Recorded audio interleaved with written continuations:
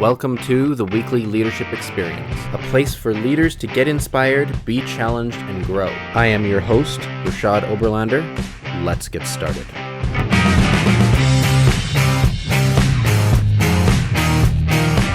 Today's episode of the Weekly Leadership Experience is brought to you by my 7-day Leadership Growth Challenge. It's a free challenge that I've created, and it's delivered by email over the course of 7 days. I've created 7 compelling questions to challenge various aspects of your leadership, the way you lead, and why you lead. Go to rashadoberlander.com and scroll down until you find the 7-day leadership challenge, or look for the link in the show notes. And now, on with the show.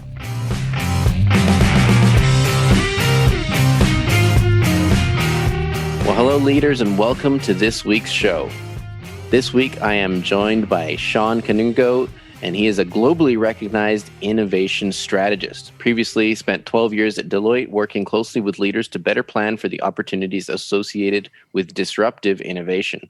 Shawn is a partner with Queen and Rook, where he advises leading organizations and executives on disruptive trends and actively invests in early stage ventures.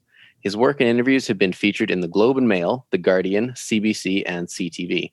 Has been recognized as Avenue Magazine's Top 40 Under 40, and in 2021, he was named in Forbes as the best virtual keynote speaker I've ever seen.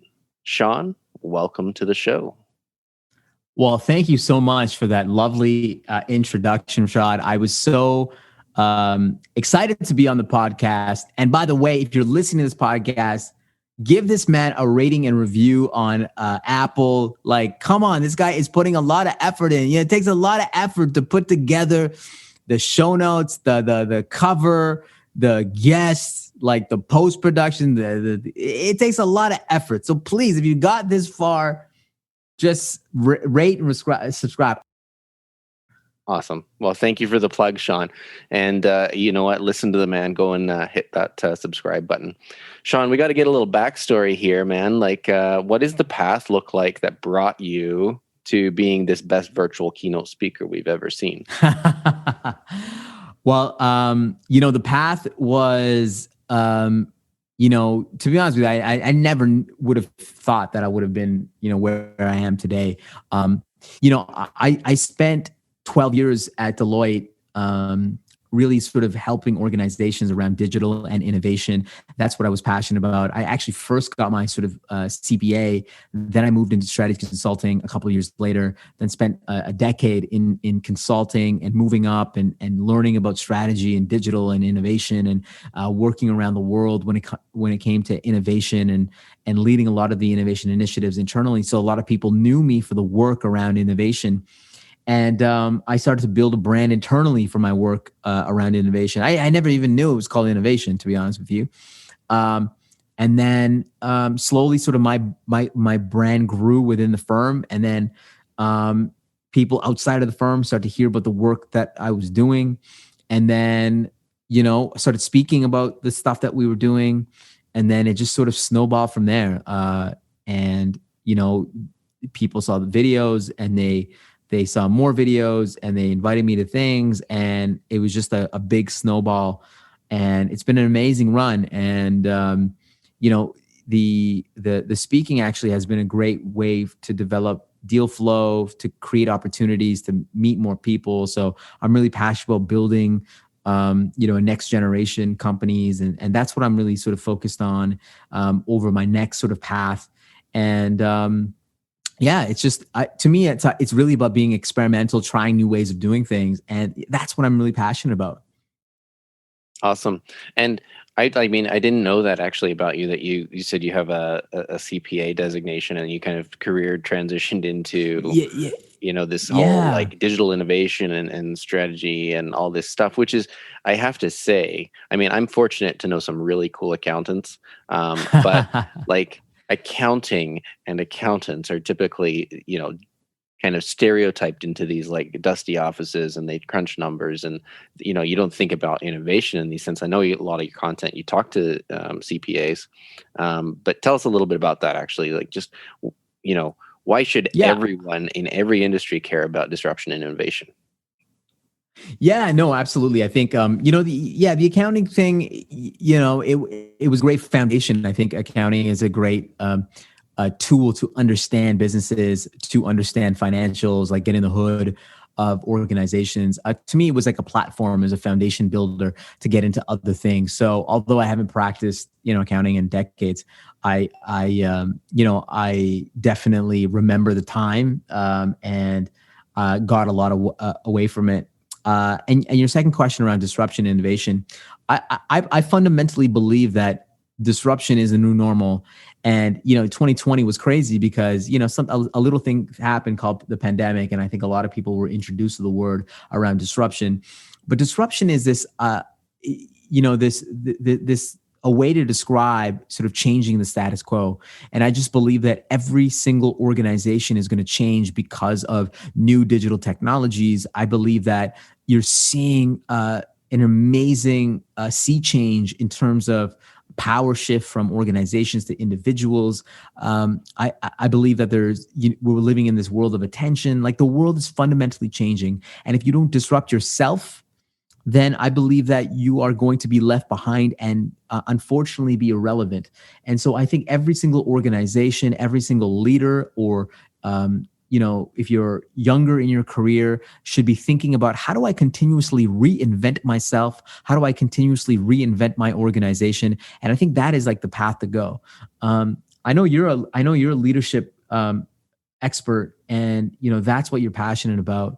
And I'm curious when it comes to just your take on sort of leadership, sort of in a disruptive world, because the world is changing so quickly. So how do you sort of navigate and just sort of keep up with everything that's happening as a leader? Yeah, I think that's a big struggle for a lot of people, and it can be overwhelming if I don't want to say it flippantly, but if you put it on a pedestal. If that becomes like your only focus and you're looking for every single disruption and every single thing that could possibly impact you, you kind of get carried away with it. One of the books I read in the last couple of years was a book called The New Leadership Literacies by Bob Johansson, who's a futurist at the Institute for the Future down in, I think they're out of Silicon Valley possibly. But basically they consult with companies and kind of build these models and talk about what are the likelihoods and possibilities, and kind of, intelligently kind of try and predict the future. One of the big things he talks about in the book is, what does it mean to lead in the volatile, uncertain, complex, ambiguous environment that we are facing more and more every day? And one of the biggest things that I took away from the book that I think is important for leaders in all organizations, in all shapes, sizes, and every level, is you have to have certainty in the face of uncertainty. You have to have some hope. You have to have a little bit of drive and a little bit of belief that no matter how hard it gets, at the end, we come through it. We come through it. I mean, humanity has for long, long time, regardless of what your position is on how long humans have been on the planet. We have continued to come through hardship after hardship after hardship. And so I believe having that certainty and that hope in the face of uncertainty is a critical skill and a critical attitude to develop. No, I think that's great. And I think hope is,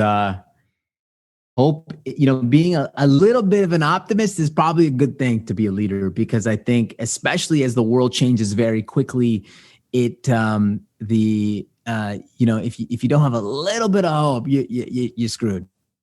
Yeah, absolutely. I mean, it becomes a downward spiral after that, I think, in a lot of cases. Yeah, and I think we've seen, especially over the last 9 months, 10 months, that the organizations that had hope, that were nimble and flexible and experimental, were the ones that have won. And the ones that were really sort of what I call nostalgic about their existing business or how they, operated, they unfortunately weren't able to adapt. And you've seen you've seen it, across every single industry. Mm-hmm. Absolutely. And it's easy to buy into the narrative that the house is burning down. But you have to look past some of that stuff and look at, like, I mean, since you pointed out businesses that have been nimble in the face of this pandemic, like there is literally thousands of innovations that have happened because of the pandemic and across all sectors and industries. And like the house is not burning down entirely. There are some things that are really difficult right now, but there's incredible things that are coming out of this hardship that, if you look for it, there is hope and optimism, of course. Yeah, listen, I would argue that the house is always burning down a little bit. I would believe the house is always on fire, and then that's actually a good thing, because it allows you to see more opportunities. It allows you to get out of the house if you need to. It allows you to see the world in a different way. So I'm happy with the house being on fire just a little bit. Yeah, for sure. So shifting gears a little bit, there's a couple of things that I was really intrigued by in some of your content, some of the stuff, which, by the way, everybody should check out your YouTube channel. Like, I love all your videos and like the kind of excitement and energy and creativity that you put into all your content. Really cool place to hang out and watch some really great clips. But you talk about two things. You talk about dent the outside, and you talk about a personal moat. So I was just wondering if you could spend a little time talking about those two things and tell us what that means.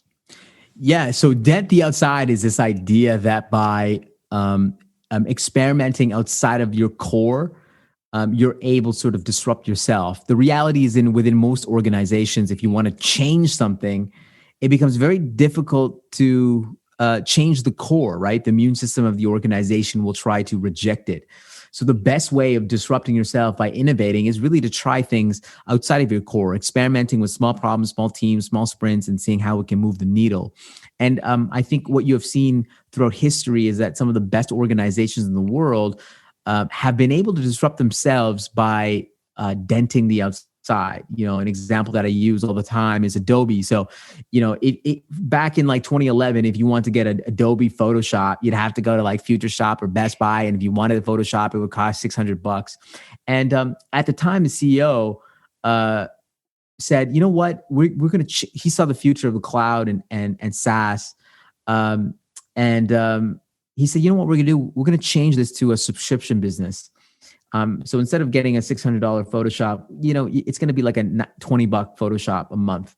And most people thought that was crazy. Analysts thought that you would lose money on the subscription because you're not making as much money as somebody would go and license, get the $600 to Photoshop. And of course, they lost money in the next year. But over the last decade, they have fundamentally been one of the most best performing enterprise SaaS companies in the world, because they made that pivot. They disrupted themselves, fundamentally changing their business model. So it's the idea, by experimenting on something on the side and then making that your new core, that's how you dent the outside. And you can see this across different industries, not just business. And I would say that it almost applies to yourself as an individual. Like, how do I experiment with new ways of doing things, new skills? And it's also going through this process of unlearning, so that you can, be a better person yourself. And so I would apply that and to segue that into this idea of a personal moat. So I believe that a personal moat is your competitive advantage. It's how you show up in the world. It is, I realized very early on that the only thing that you have is you, and that is your best competitive advantage. So it's how do I find the thing that I'm unbelievable at, and how do I double down on that and make sure that the world knows on what that is, and I can double down on that skill set. It doesn't mean that you have to stop experimenting, which I think is really important, and denting the outside, but it's also realizing that you have your core, you have a skill set that you're the best in the world at.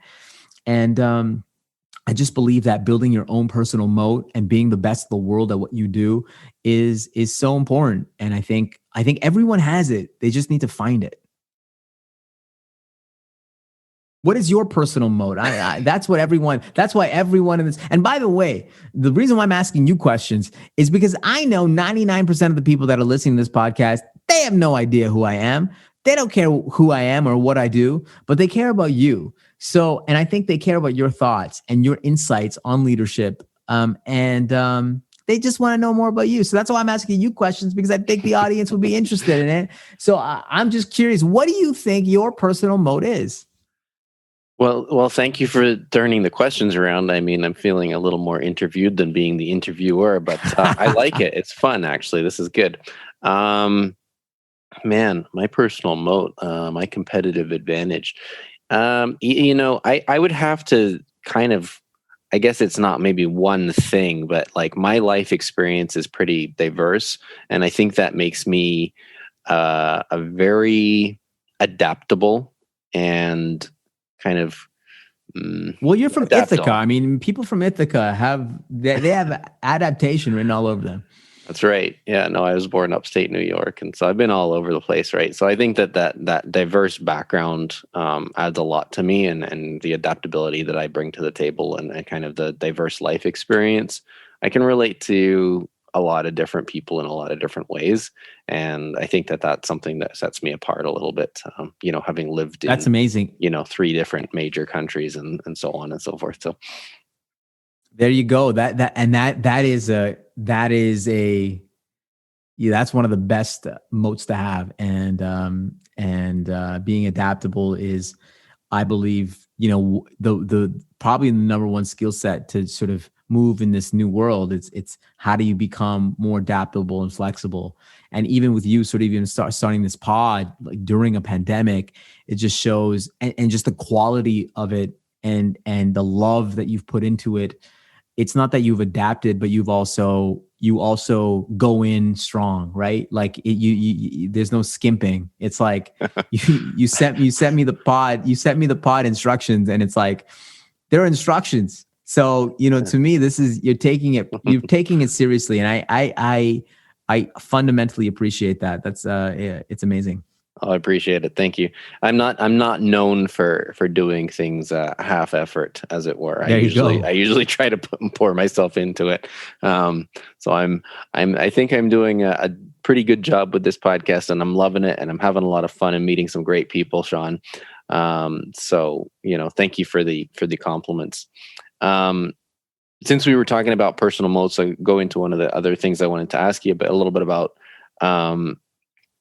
where you're talking about that kind of personal differentiator, and at the start of this pandemic, you talked a little bit about where you were doing all these live engagements. You had to transition to this virtual world, and you took over a theater and started doing your talks from a stage that was empty. So what is that process like a little bit, and then tell us also about what is disruptive innovation like at the individual level?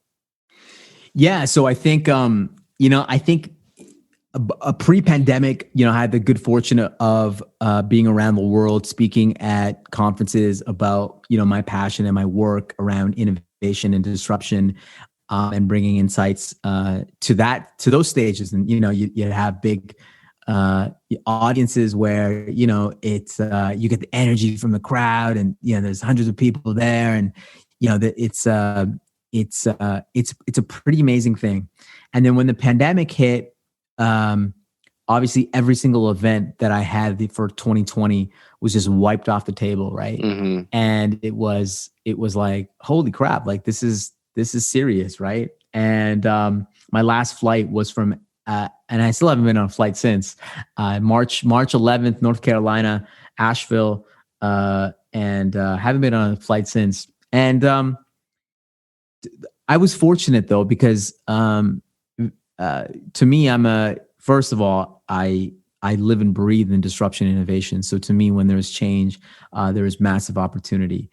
The second thing that saved me was from a speaking perspective, was the fact that video was sort of in my DNA. Digital was in my DNA. So when everything went virtual, like it was a home game. And to me, I literally called up my guys and I said, my production guys, and I said, listen, like, we need to have the best damn virtual experience that anybody has ever seen. Like, we need to elevate it. we're still experimenting, we're still iterating, we're still trying things. And I think the idea of just taking leaps of experimentation and trying new things, of delivering virtual experience, new ways of delivering virtual experiences, is how we change the game. And I think we have changed the game, and we have built, one of the best virtual experiences that people have seen. And I'm really proud of what the guys have and what the entire team has been able to do. And the reason why we're in a theater, for the most part, some of the videos are not, some of the content keynotes are not totally in the theater, but 99% of it is. Sometimes we go to another studio space or another theater, but they're all like very well produced shows. The reason why we're there is because the acoustics are amazing, the lighting is amazing. You got a stage there, like it all makes sense. And to be honest with you, like I know I could be doing a presentation at my house in my sweatpants, and it would look exactly like, like what everybody's seen, like an ISIS hostage video. And of course I can make a really great ISIS hostage video, but the reality is that putting in an effort, there's this amazing idea of costly signaling, which I talk about. It showcases why, as human beings, we are so irrational. It's this idea that by putting in effort and by almost putting in, putting together unnecessary, wasteful investments, that you're able to signal to somebody that I put all this together just so that you believe that I care. And for some reason, the message will elevate a little bit more, right? So all the little things that we do to, send a message, we can do it through this idea of costly signaling. And so that's why we spend so much time perfecting the virtual keynotes, even though it's live. I think we just put a lot of love into it. And I think when it comes to disruptive innovation from a personal standpoint, I think what this means is, going back to the idea of denting the outside, it's really about how do I like, I'll put it very simply. If you're working for somebody, and I know there's lots of young managers listening to this pod, if you're listening to this pod and you're on the way to work, if you're in your car, wherever you are, I want you to just ask this question: how do I get myself fired today? Let me repeat that. How do I get myself fired today? And I'm not saying like go off and punch somebody in the face. I'm saying, how do I go off and take a risk that, the 99.999% of the chance that risk won't be lethal to your career, but in fact, it will change your own trajectory and the trajectory of your organization. And to me, the idea of disrupting yourself is really taking small risks to see, to help you learn and to help you push yourself outside of your comfort zone. So if there's one thing that you want to remember from this pod, it's like, get yourself fired. I think that, and that's a really challenging question. I think, let's highlight that. Like, what do you need to do to get yourself fired? And it's an interesting line of reasoning, right? Because people are so risk averse a lot of times, right? And they want to play the safe game and, do the things that are going to be perceived as successful and a good job, because that'll get you a raise or a promotion or a kudos or whatever the case is. And I've been there. Like, you play the safe game sometimes, right? But like, what are you going to do that's going to change that? Yeah, and being safe is great. Being mediocre is great. Most of the time you fall. You being mediocre is for the majority of life. Being mediocre allows you to get home and not get shit on by your bosses, to get home and watch some Netflix and have a nice ice cream, and then go back to work and dread sort of your job and just continuously be mediocre. And for the most part, it was safe. But today, unfortunately, being mediocre, being safe is the riskiest job that you can have. And I think we're living in a world where, automation's coming, you have new technologies coming, new ways of working. If you are mediocre and you are playing it safe and you're not pushing yourself, then unfortunately, it's not going to, you're going to fundamentally be irrelevant very quickly. And so I think mediocre, although it was beautiful back in the day, now, unfortunately, it's too dangerous. You either are mediocre or you are continuously sort of reinventing yourself. And I'd rather be on that side of the fence on the reinvention piece than the mediocre piece. For sure. I'm thinking just as you're describing that of one of my favorite podcasts to listen to personally is the Elevate podcast with Robert Glazer.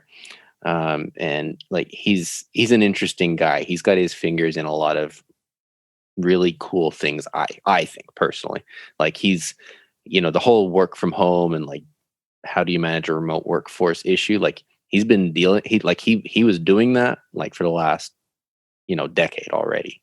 He was already figuring that out. He's putting out books and material to help people do that right now. But his podcast is really cool. I really enjoy it. He had this Shout guest. out to him. Yeah. And I hope he gets paid for this. One of his guests, he's coming on my show soon. But one of his guests, Anne Miera Cow, I think, like she's a really interesting person. She's got a Japanese heritage. She's now like heavily involved in investing. I think she's a hedge fund manager and some really like high end stuff like that. But she talked about like what her father would teach her as a child and as a youth and as a university student. And I'm sure he probably still tells her this today is like what is the task that you're doing? Like you need to be the best at that task, like the best. Right. That sounds Japanese. I don't know why. It could be, but he had this work ethic and this idea that you needed to be the best at this thing. Right. And so she had a job in university and she was tasked with, doing photocopies, and it was a menial thing. And it was like, yeah, Dad, I'm doing photocopies at university. Like I'm pursuing my master's degree or whatever it was and doing photocopies, to have some income on the side. She was working in the university office, and he was like, yeah, like you need to produce the best copies anyone has ever seen.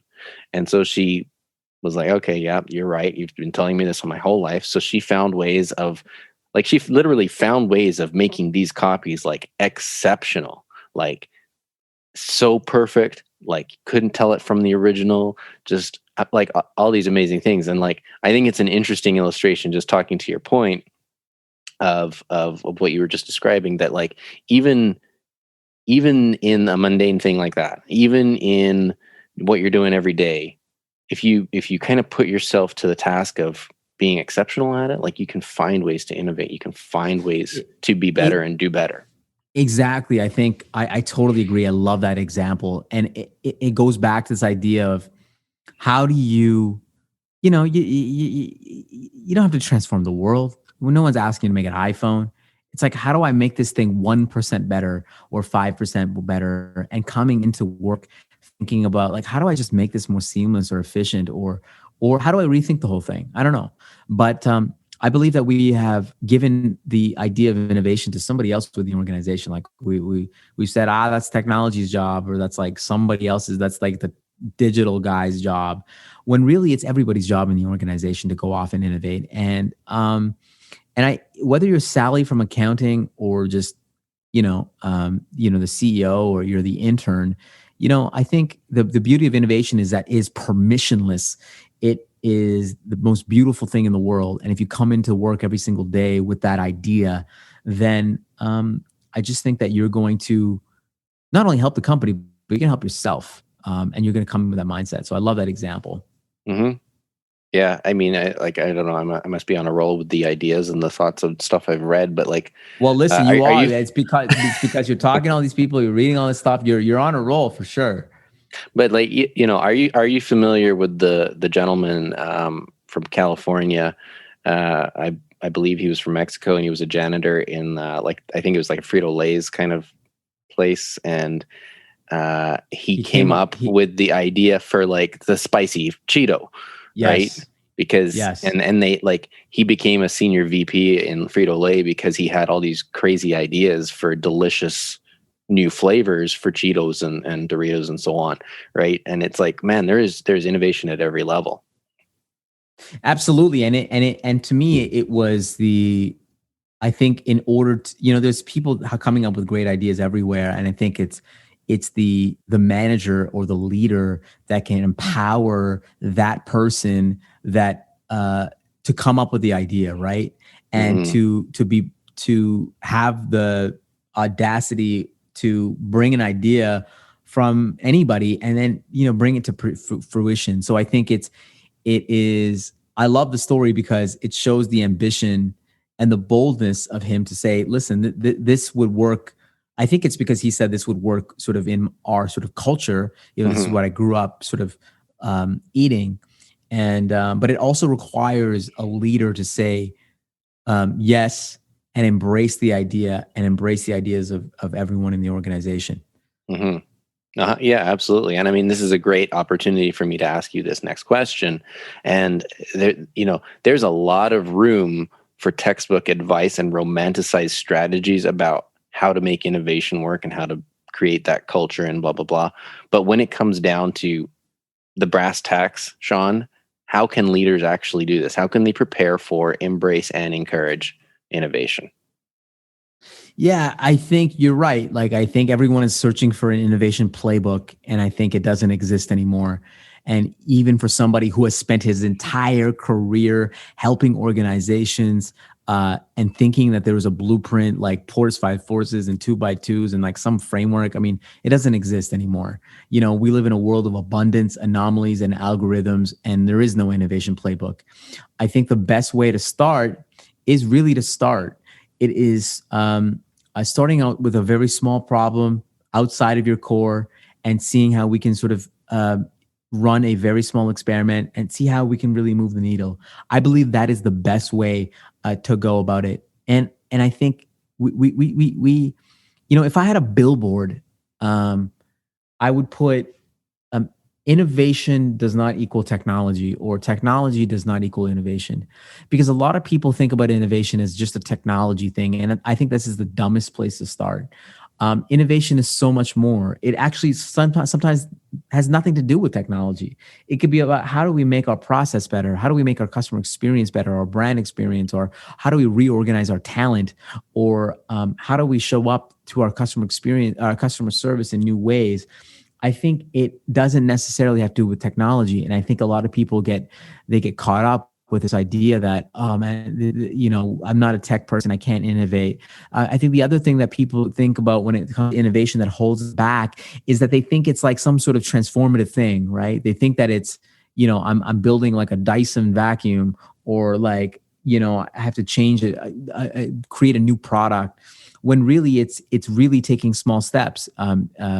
It can be an incremental innovation. Yes, there are transformative innovations that will sort of put a dent in the universe, but there are also incremental innovations. So taking those two things together, I'm trying to demystify this whole idea of innovation and say, listen, this is in the hands of everyone. It's just go off and find a problem, take a very small experiment, and start. And I believe innovation can be totally demystified by taking this approach. I don't know about you and your thoughts about it, but I don't know why it's so hard for people to grapple with this. I think it's to me, it's like, this is the beauty of innovation, that it is permissionless. It does not discriminate, yet we think that it's like behind this like veil, like it can't be touched. Mm-hmm. Yeah, I think it's decentralizing the innovation process, right? Like it's taking it away, if it ever was fully in the control of quote unquote the powers that be, right? In the couple of stories I've mentioned, like it's in the hands of the people on the front lines, probably more so than someone high up the food chain, because they're the ones that are interacting with the issue on a daily level. So removing that veil, as you say, right, and then getting people to engage with it, and also realizing that it's not as big as Apple dropping the first iPhone or whatever, right? Like it's not, doesn't have to be that big all the time. It can just be a small problem. Yeah, I think what happens a lot is that within organizations, especially very bureaucratic, or I mean, it can be any organization, is that when you try to innovate, and you bring something else that's new, or you execute on something, what happens many times is you get your hand slapped, right? Somebody's like, "Oh, why did you do this?" Now you tried something, you failed. It was an experiment that didn't work, and if they're punished for that experiment, I think that is where you kill innovation off the get, because what you're doing is you're saying to them, "You took an experiment, it didn't work. Don't try it again." And I think we need to build it within our performance management framework to say, listen, innovation is a process, right? It's not something that you get off right off the get-go. You might fail 9 of the next 10 times. So it's building the muscle around failing and failing quickly, and building that into performance management. And I think within leadership, we don't do that, because let's be honest, a lot of people don't try things because they either are worried about their job, or they're worried about their pay. They're worried about feeding their kids at the end of the day. And if we can remove that tension and that friction from them, then we just have to understand what people are motivated by. And the reality is that most people work because they need money, or they need, they do it because they want to, stay promoted, or they want to stay in a particular position. So if we can remove the fear for people to say, you are not going to lose your job, you're not going to get docked. In fact, you are going to be praised for taking more shots. That is where we need to sort of flip the entire narrative. And we just haven't done it yet. Mm-hmm. Yeah. And there's certainly some shining lights out there of people who are trying to do it. And I think, I'm thinking of Ray Dalio, hedge fund manager, and his rule in his company. You're probably familiar of how you can't be fired for making a mistake. You can be fired for not reporting it, because they want to know. They want to know so everybody can learn. Because exactly. You tried something, it didn't work out. Okay, what can we learn from this? And you share that with the organization. It becomes a learning opportunity for everyone. Yeah, absolutely. Well, it's listen, I'm looking at you. I know for most people in podcasts, this is a video, this is an audio podcast. So I'm looking at all these books behind you, all these leadership books. And I hope you can put this up. And you are a student of leadership. And is there a book there that really grabbed you and was like, this is the book that changed my life when it came to leadership, or just business, or in general? Because I'm trying to learn from people like you. You're interviewing me, but I'm here I'm actually being very selfish right now. I want to learn from you, because this is your pod and people are interested in you. One book. I generally approach life as there's something to learn from every situation. So, that includes reading a book. There's been some books that have made huge impacts on me, whether that's kind of been something that's on my same wavelength, like The Coaching Habit by Michael Bungay Stanier. And you had on the pod. I have had on the pod, which was an incredible opportunity to speak with him. And that was, it was an impactful book, because it was like, it verified and validated some of the things that I felt about leadership and about coaching and having conversations and staying curious. So that's been an important book, I think, in my development. Another big player in my leadership development has always been John Maxwell, and probably always will be John Maxwell, because the man has put out, I think it's around 100 prolific. or more books on leadership. Yeah, prolific. And, one of the big ones was The 5 Levels of Leadership. And he talks about these 5 different levels, and you go from positional leadership, which is really just, it's your title. Great. Awesome. You've got a title. People follow you because they have to, not because they want to. And you kind of move your way through these levels of leadership, starting with, after the position, you start with relationship and building relationships with people. And then you proceed to these other levels, reaching pinnacle, which is kind of you're at the John Maxwell level, let's say, where you've influenced so many people and your influence is so far reaching that you're kind of at this point. But even at the pinnacle, you continue to grow.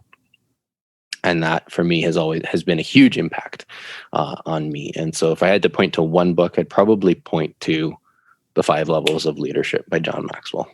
Wow. Love that. Love that. Well, I will pick that book up. I know he's got 1 million, so that's great advice. Mm-hmm. But yeah, there's a ton out there for anyone. And, I think similar to your advice about innovation is like pick up a book and start and look for the impact for you, right? Another question for you is we're kind of nearing the end here, but we're I'm having so much fun. I mean, this is we could keep rolling. I think we might have to do a part two. We might have to do a part two. Stay tuned. But if we're living in one of the biggest disruptions most of us will see in our lifetimes. But if there was an innovation you're particularly excited about currently or something you see coming, what would that be? Yeah. By the way, I think we are living in the biggest disruption that we've probably ever faced. And I think it was a great wake-up call because we have been running our organizations like well-oiled machines that are beautiful for the industrial era. And I believe that we have not reimagined our organizations for digital. And I think it was a wake-up call. I think it was. I think we were like sleeping, and this was the big reset for us. And I think it has jolted some organizations to really embrace digital and this new way of working, and this idea of how can we maximize the happiness of our people. It's exposed the importance of mental health, of social justice. It's been for many things. It's been actually wonderful. When it comes to innovation and what I'm excited about, I think there's a lot of things. There's a lot of really great technologies out there that are going to be disrupting the world. I think cloud is still in the first innings of it. You've seen entire businesses, billion-dollar, trillion-dollar industries built on top of cloud. Artificial intelligence is going to be massive. But I actually have a contrarian sort of view on this. I actually believe that the next wave of innovation is not technological, but it is in fact cultural. And I think what's happening today is that we are going to see a creative revolution where the people like you that are putting out content, that are connecting with people using these digital platforms, developing an audience, building authenticity with your, with people around the world. I think there's an amazing cultural revolution happening. I believe that the next billion-dollar companies will be created by creators with just basically their phone and their computer and I think it's going to be, you're going to see it in every industry. And I just feel like, you can call it the creator economy. I talk about this idea of cultural capital, that organizations should be developing their own sort of cultural capital where they cultivate a community. I just feel like this is going to change everything, and we are just at the beginnings of this creative revolution. So I'm more bullish on humans than the piping, like artificial intelligence and the electricity that it's going to provide. To me, it's electricity. It's like we're going to innovate on top of it, and yes, it's great because it can personalize our TikTok feeds and make things more seamless and efficient. But the transformations will happen through a creative revolution, and I just think that it's we're just at the starting point from it. I like that. What about you? What do you think? What do you think? Like in terms of innovations, like what are you excited about?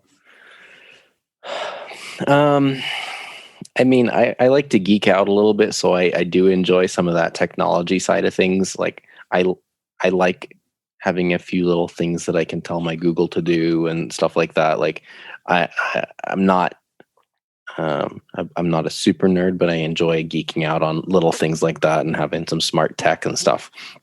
I would agree with you that the revolution comes back to humanity.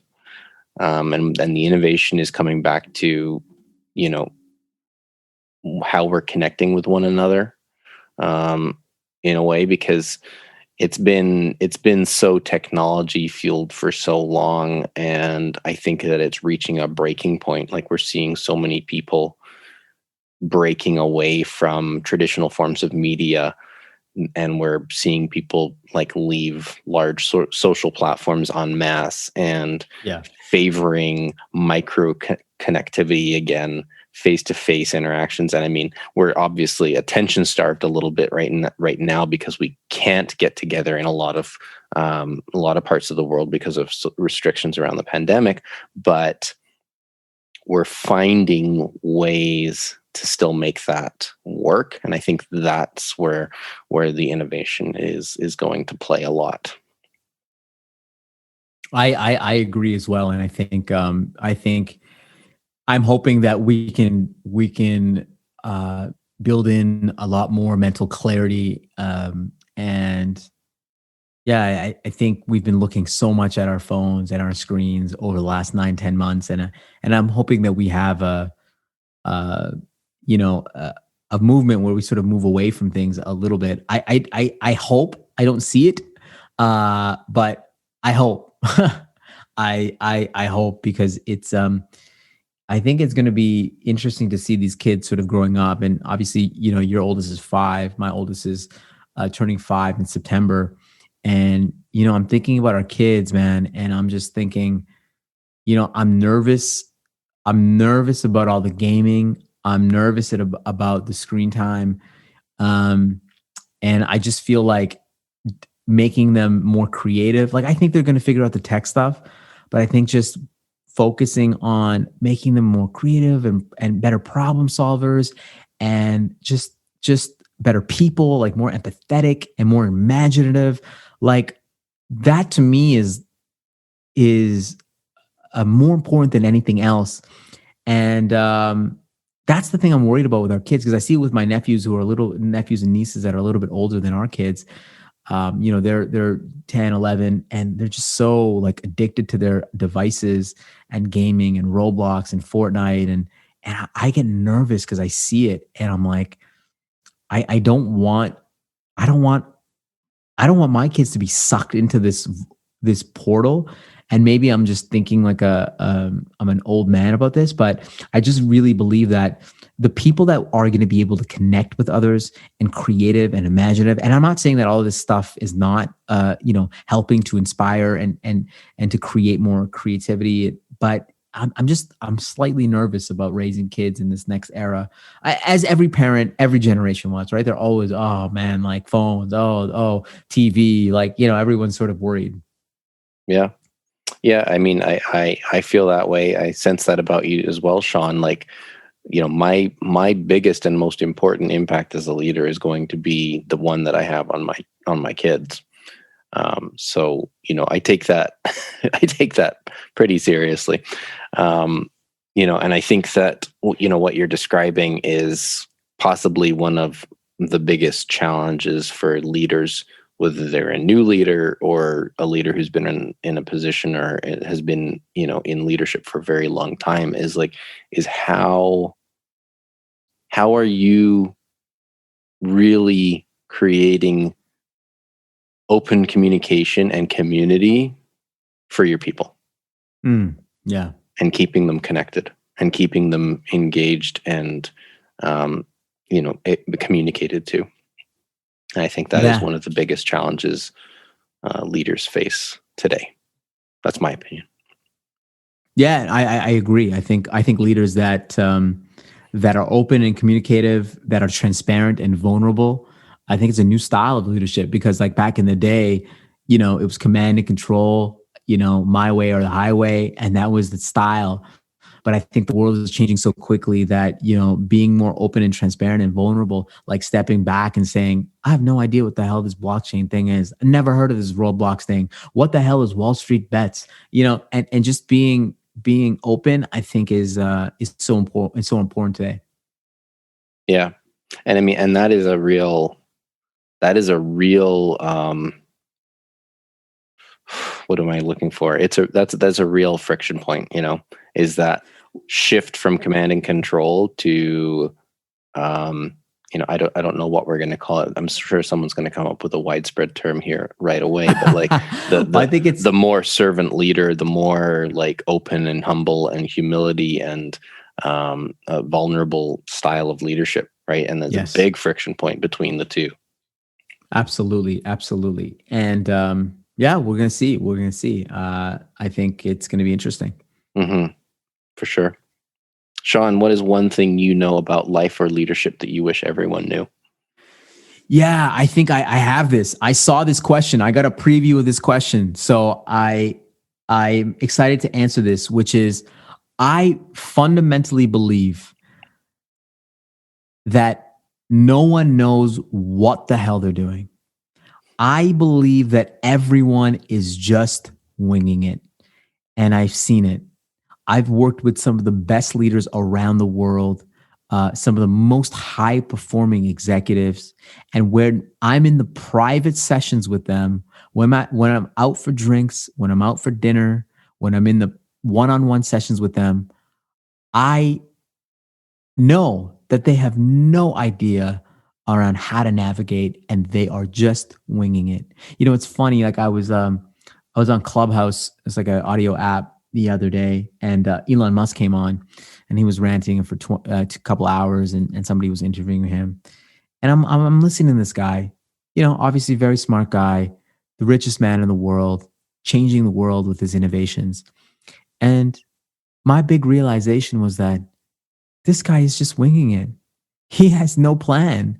And it is actually, it is empowering to see that every single time, because we always think that our leaders all have all the answers, that they are steering us in this direction that they know is right.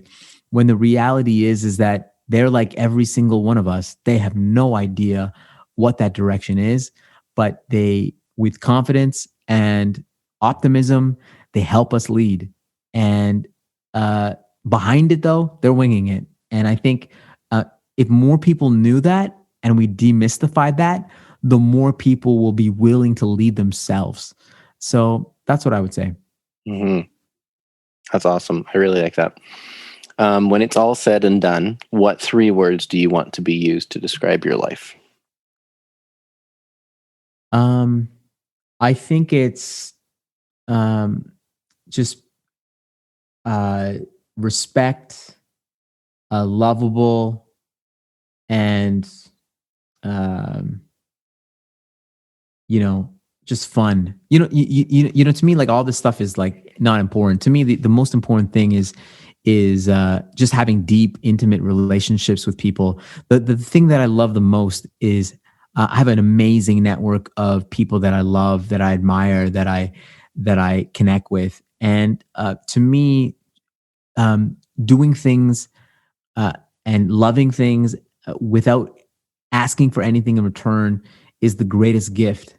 And I hope when I die, on my graveyard and on my tombstone, they just write that, hey, Shawn was a really great guy and he treated us really, really well. And to me, that's it. And I think that's the only thing that matters. And the rest is just like we're winging it. But in relationships, I think it's putting in the time. So yeah, that's what I would say. Cool. That's cool. And I think that many people can relate to that, Shawn. And I think that at the end of the day, I think I've heard it said that, people, when they're on their deathbeds, the thing that they regret most often is the relationships that they didn't put the time into. So realizing that early in the game is important, and remembering it through life is also important.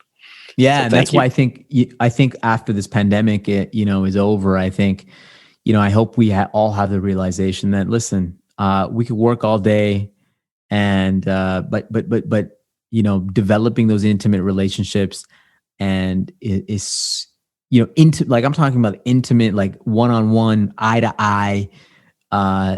That is so much more important than anything else. But I love connecting with you here, and I think one of the beauties of technology is that although we haven't met in person, we can meet through Zoom, and that's been wonderful. And I really appreciate you inviting me on this podcast today, because I think it was a really inspiring conversation, and I got a lot out of it. I learned a lot from you.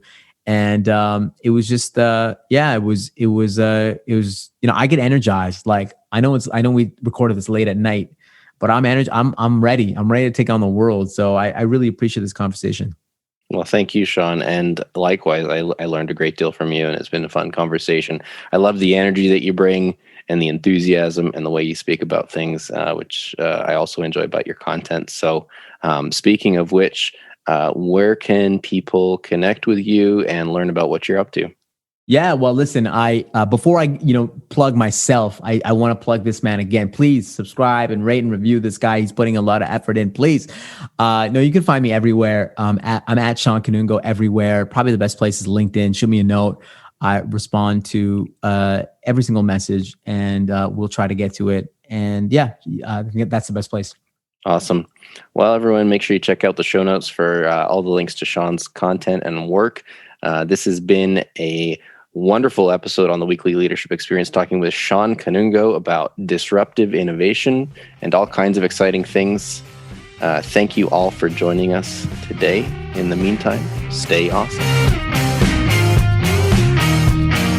If you've enjoyed what you've heard today, would you head over to Apple Podcasts or wherever you listen to podcasts and subscribe, leave me a rating, leave me a review, and share this with a friend. It spreads the word and helps the podcast grow. You can also find me on social media at RE Oberlander. Until next time, stay awesome.